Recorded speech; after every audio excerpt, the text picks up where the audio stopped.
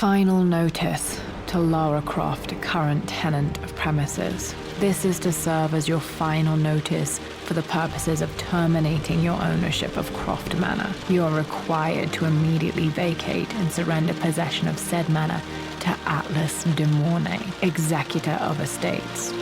Lara, it is unfortunate that you have forced my hand in this matter, but so be it. As you know, your parents appointed me executor of the estate in the event of their absence. Since your mother disappeared, her death was never technically declared.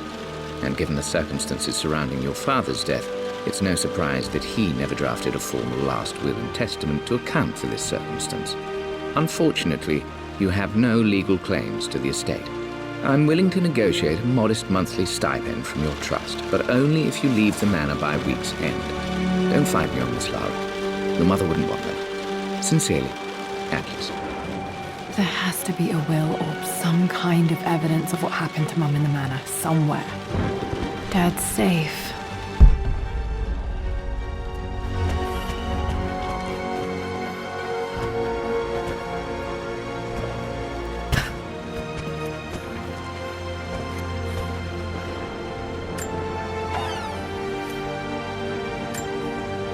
Dad's book about immortality myths might be useful in my research.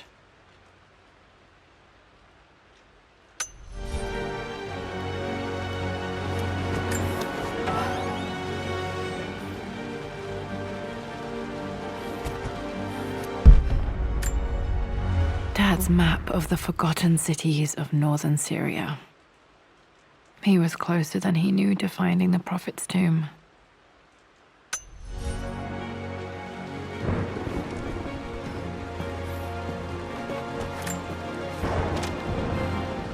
I finally introduced Richard to the family. It went precisely how I imagined. I see but polite grace from mother, indifference and disinterest from father, and thinly veiled contempt from Atlas. Of course they don't approve.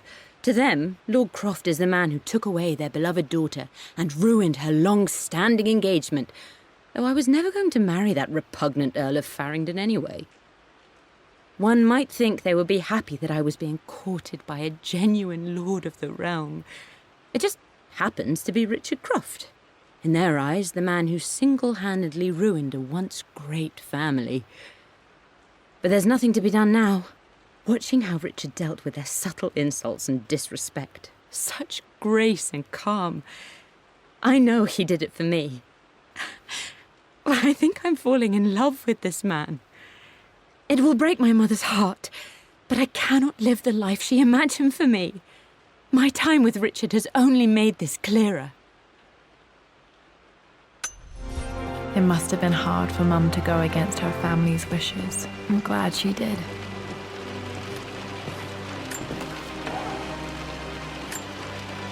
One of Dad's Yoruba masks, a gift from a friend he met on an expedition in Nigeria.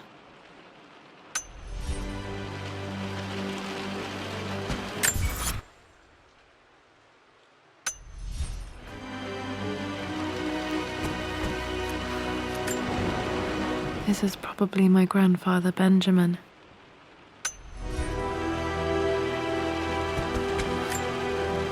A picture with Dad and Anna. Never liked wearing dresses, but the color was nice.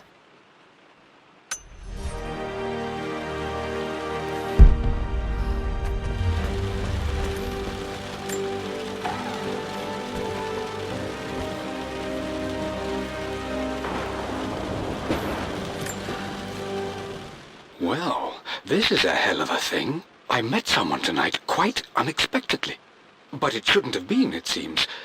I've been so buried in my work, so distracted by my latest revelations, I never bothered to notice my surroundings. But there she was, sitting at my table in the library. Her name is Amelia. And apparently she's been studying right next to me. Art history, of all things. I shared some of my research against my better judgment, but I wanted to see how she would respond, and she did not disappoint. I felt as if I was suddenly engaged in a mental game of chess, moving and counter-moving in argument. At one point, that poor old librarian had to shush us as if we were children. I feel so foolish for not having noticed her earlier. She's a brilliant woman who's challenged my ideas for the first time in memory. In truth, I don't know if she's feeling as exhilarated as I am right now, but I dare say our conversation was mutually stimulating. For the first time in a long time, I find myself thinking about something else besides my research. I hope she returns for another round tomorrow.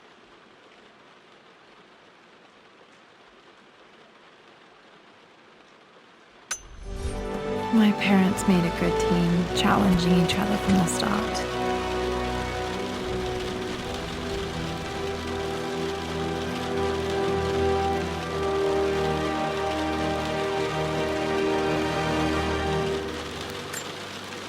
Dad would have liked me to go to Oxford, but I insisted on UCL. Yep, looks real. Roth once offered to forge me a fake diploma to show Dad.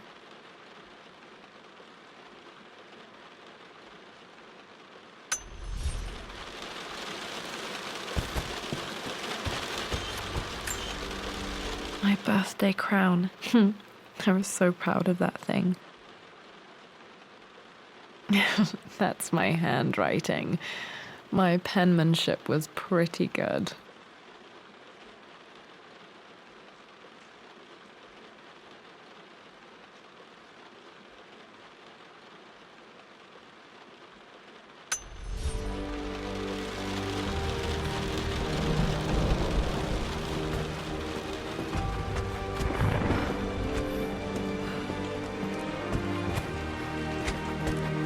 The door to the library.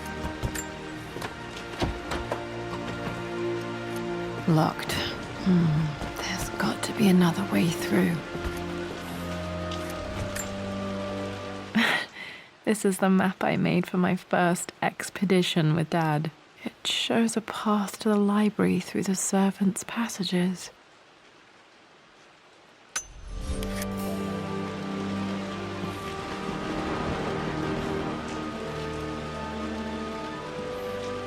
Wait, I can get to the library through the old servants' corridor. Dad's artifacts from the Nile Valley. I always loved looking at these. Dad became interested in immortality myths after his expeditions to Egypt.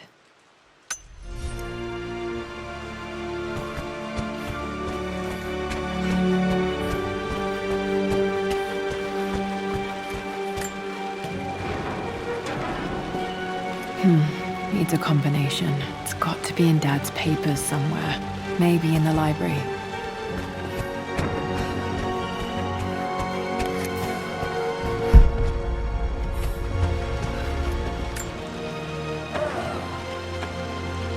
Too dark. Going to need a flashlight.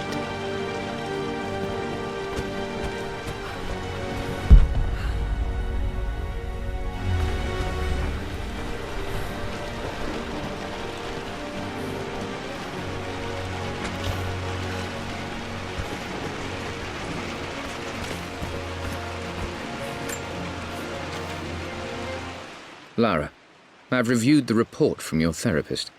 I have to say I was surprised to see a clean bill of health. I somehow doubt you've so easily abandoned your irrational claims. Indeed, where have you been the past few weeks? My secretary discovered that you booked a flight to Turkey on the 20th. You can't have been simply sightseeing, as your customs claims suggest.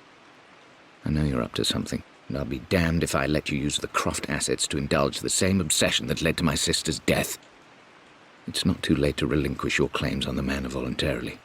If you refuse, I will find a way to cut you off. Sincerely, Atlas.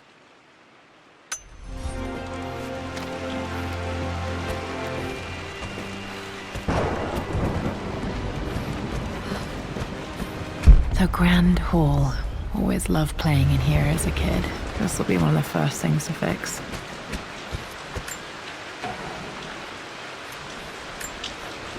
A phoenix figurine. I bet this appealed to Dad's idea of immortality, of rising from the ashes and being born anew.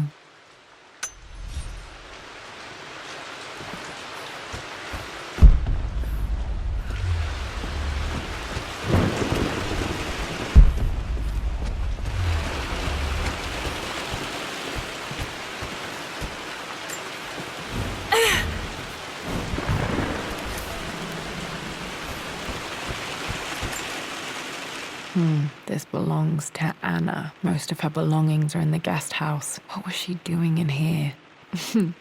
Someone has a sense of humor.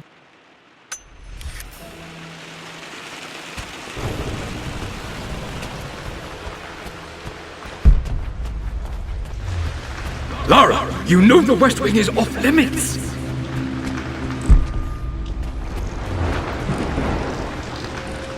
What are you doing sitting there on the floor, Mistress Lara? The offer came in the post last week, and I still haven't told Richard.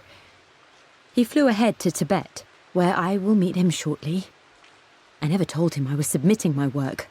Never thought there was a chance of being accepted.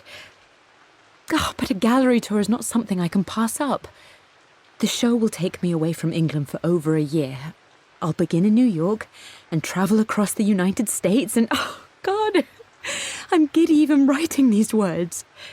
When Richard and I were married, I was prepared to relegate my painting to a hobby, but it was Richard who objected, who gave me my atelier and studio. Without that support, I might still be painting boring landscapes. Now I can't shake the foolish sensation that leaving would be a betrayal. He will laugh at that and insist I accept, even though I know it will break his heart to be apart. He never once asked me to sacrifice any part of my life for his. I have, of course, in 1,000 small ways over the years, but he would never ask. The discussion can wait, and I will join him in Tibet. I won't cast a shadow over his find. I will be by his side in his triumph, as I know he will stand by my side, in time. Looking at the compass, thinking. What about, if I may inquire? Just thinking about discovering faraway places, about finding adventure.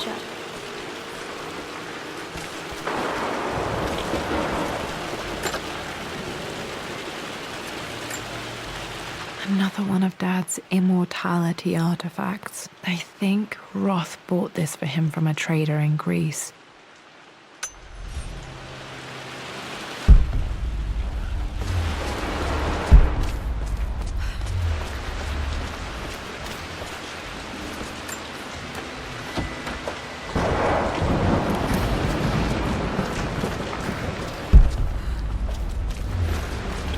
I'm sure you will, my lady.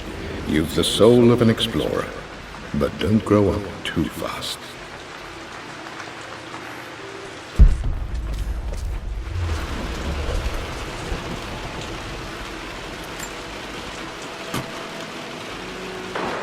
Got to remember to pack this for my next trip.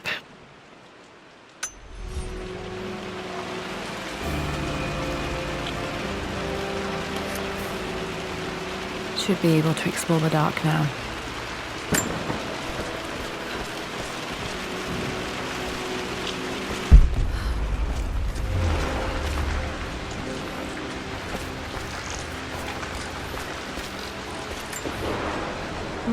Not sure. I really need to brush up on my ancestors one of these days.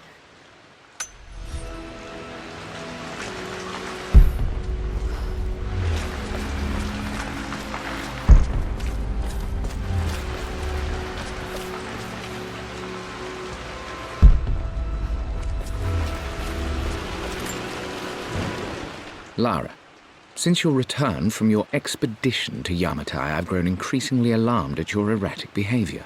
I can only assume you suffered some kind of psychological trauma and are only acting out as a call for help. I want you to know that I hear you, loud and clear. Anna and I agree that it's time for you to be evaluated by a professional.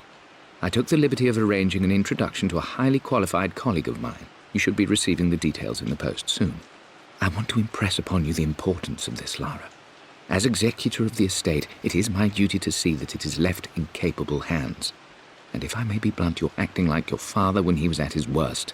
He nearly lost the manor himself in those days. I'd hate for you to repeat his mistakes. I encourage you to embrace the help I'm offering. Sincerely, your uncle.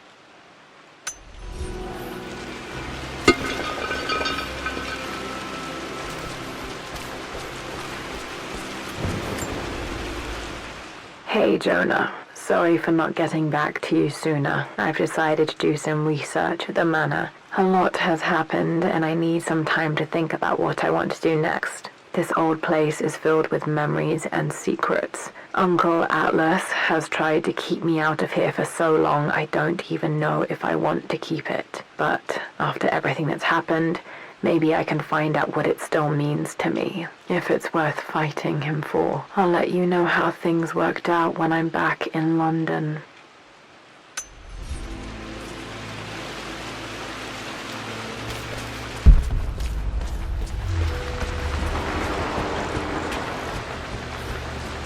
I'm sorry, I just wanted to see... We've been through this. Was Mum's room in here? Just stay out of there, darling. Dad was always so protective of the West Wing. Locked. Need a key to open this.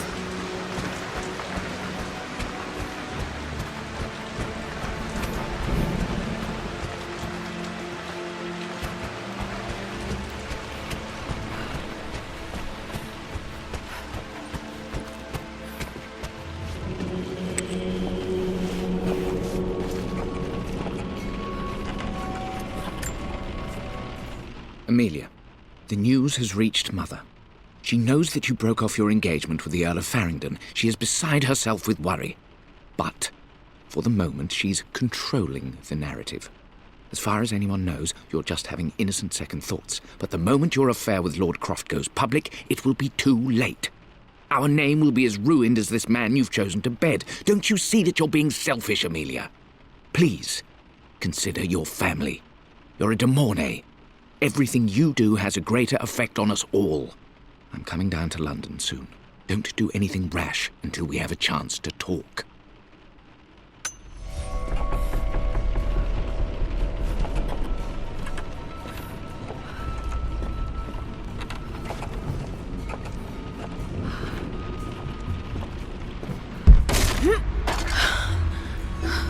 Falling apart. Maybe I should just let my uncle have this place.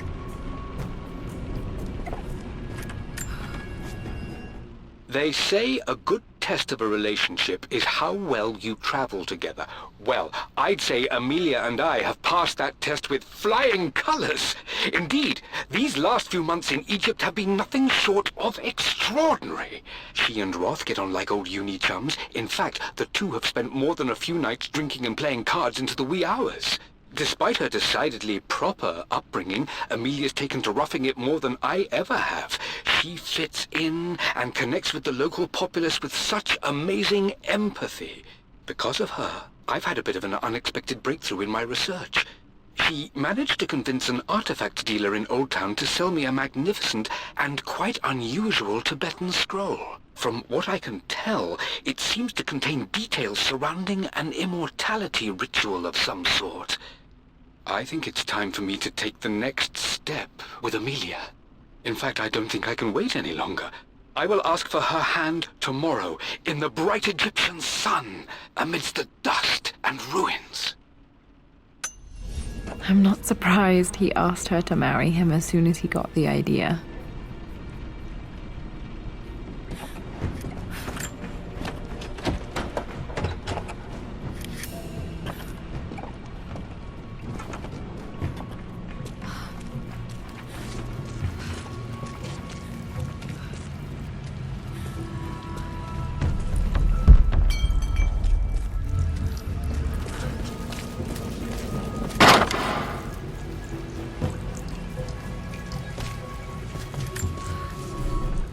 Amelia, I know we have had our differences in recent years. I've tried my best to keep an open mind about your relationship with Richard, but I just can't let you go on this ill-conceived expedition without saying my piece. You say Richard's theories have merit. You say that he may have actually stumbled upon some mythic, unknown truth, but I have seen nothing to support such claims. And while your word may have been enough in times past, I cannot let you squander away what remains of your name and reputation, and that of our family, truth be told, on some damned foolish crusade. I intend to go to Richard's investors and let them know exactly how he's spending their money, but I want to give you a chance to put a stop to this yourself. Please, don't go to Tibet. If not for me, at least for Lara.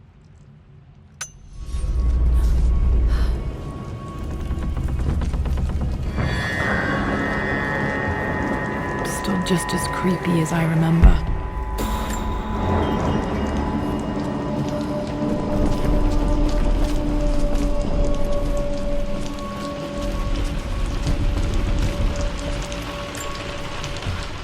My lord, I hope this missive finds you on a successful expedition and in good health. Before I bore you with estate affairs, I wanted to let you know that our little angel has been into some mischief. As always, I indulged her in our usual game of chess.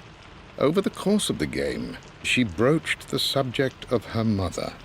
She's having trouble remembering her now, and wanted to enter her ladyship's atelier, which you sealed off, to play on her mother's piano. It enraged her when she wasn't allowed to go in, of course. For someone so young, she has such strong emotions. Later in the day, she set a trap for me in the walk-in freezer, of all places. Before I knew what was happening, I found myself locked inside.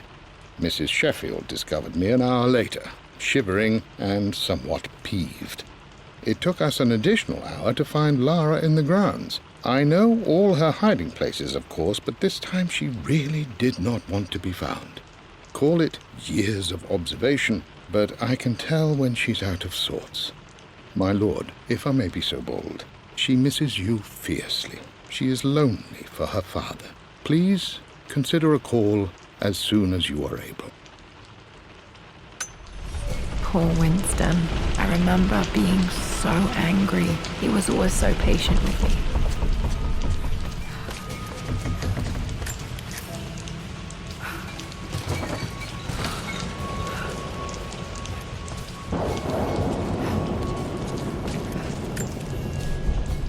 I'm at a crossroads now. Good Lord, that's such a cliché. But there's truth in it. 2 roads before me. Both present joy and compromise. A life with Richard, adventure, intellectual pursuit, perhaps a new family. But also a man obsessed with something I cannot understand. Or a life of obligation, upholding the de Mornay name, embracing our traditions, not losing the family that raised me. Oh, this really is a rubbish choice. I don't want to lose them, but I love the life I've started to build with Richard. He comes with his own difficulties, but I can accept them. Will it be enough?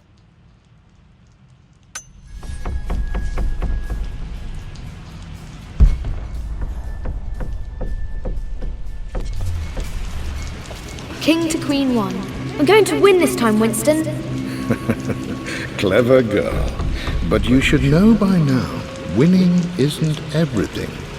Queen to King's Bishop 6. Check. Easy for you to say. You always win. Knight takes queen. What I mean to say is try to enjoy the journey, Lara. Don't rush to victory. Bishop to King 7. I know, Winston. I just want... Oh no! I didn't even see that! You should also know by now, I'm not to be trifled with on this board, young lady. Mate. Oh, I am going to win. Someday.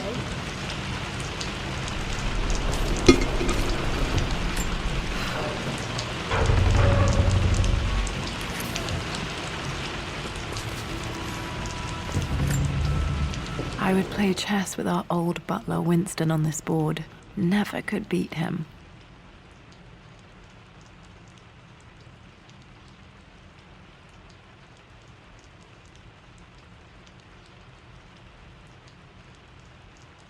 I always chose white. Maybe if I let him go first once in a while, I might have won.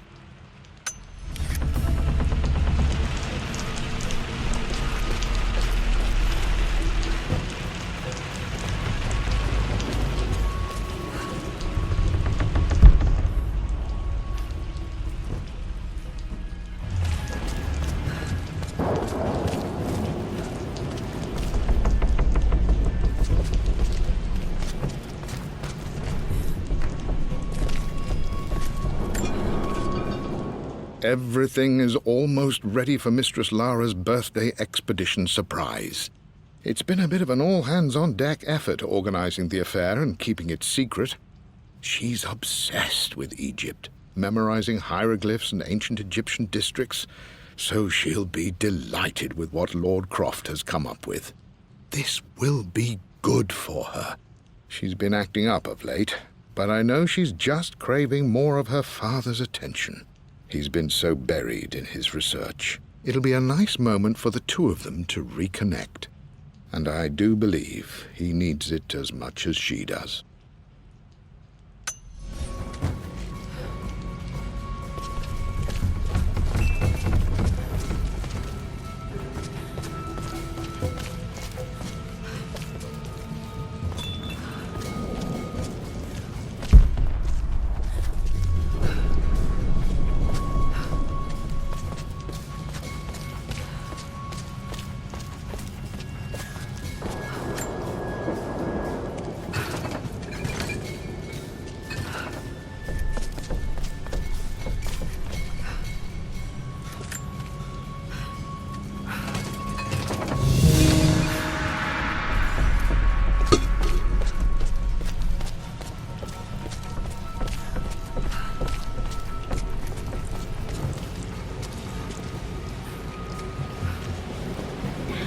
This is it! The basement of despair!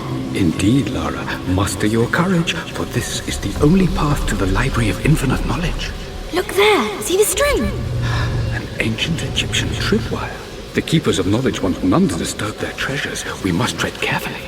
Let me lead. I know how to spot all the traps. I'm sure you do, my darling. Lead on!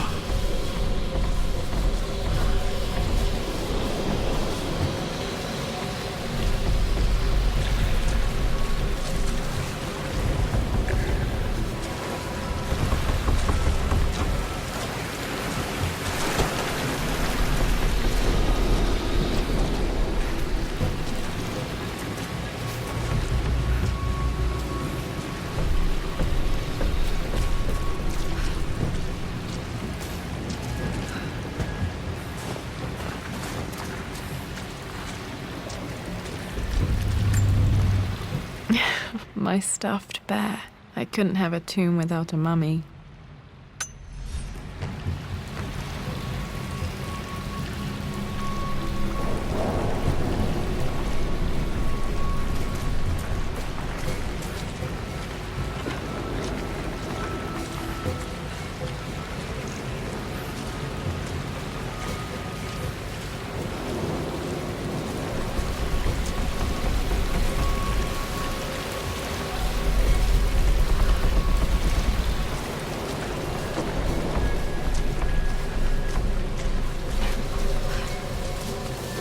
Water damage from the main hall above.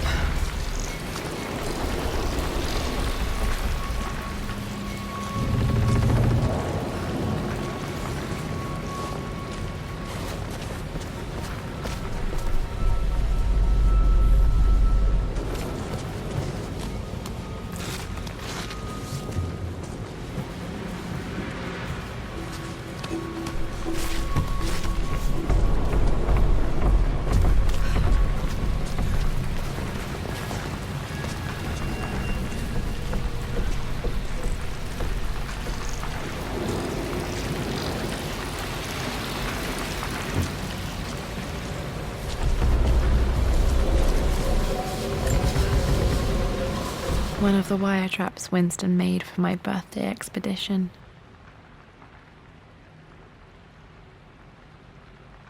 Winston used my hair ribbons to make this. He and Dad put a lot of work into this birthday surprise.